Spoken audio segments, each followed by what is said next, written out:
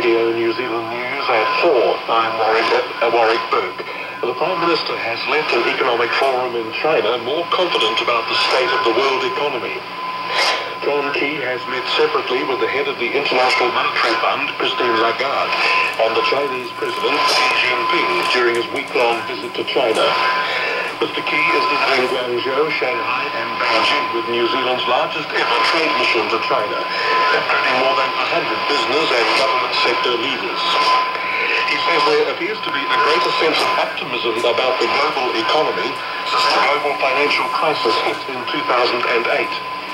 Mr. Key says New Zealand will establish a fourth diplomatic post in China. He says it'll be in the west of the country, although a specific site hasn't yet been chosen. We are increasing our diplomatic footprint here in China. General in the west of China. This is New Zealand's second largest market now. Two-way trade at $15 billion in itself is an enormous level of economic activity, but in reality there's a lot more to go, a lot further to run in this relationship. Prime Minister John Key, besides its embassy in Beijing, New Zealand has consulates in Shanghai and Guangzhou.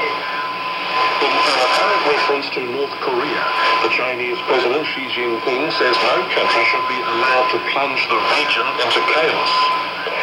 Mr. Xi has made the comment at the Woa Forum in Hainan, which was being attended by a number of regional leaders, including the Prime Minister John Key.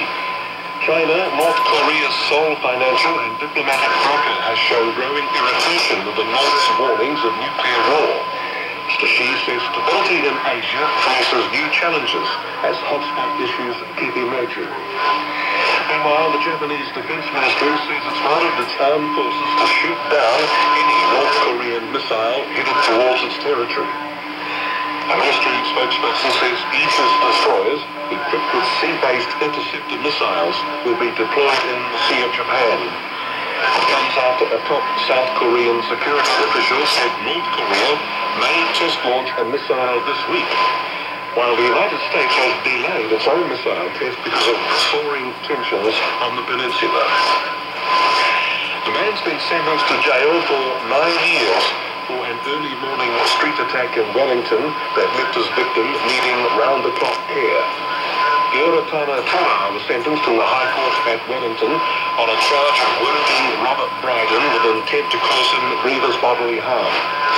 The court heard after an earlier altercation, Tua chased Mr. Bryden and beat him in a sustained attack, which included stomping on his head in September 2011.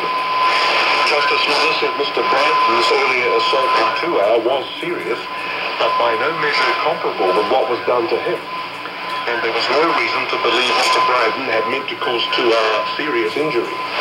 He ordered the 22-year-old to serve at least 4.5 years of the sentence.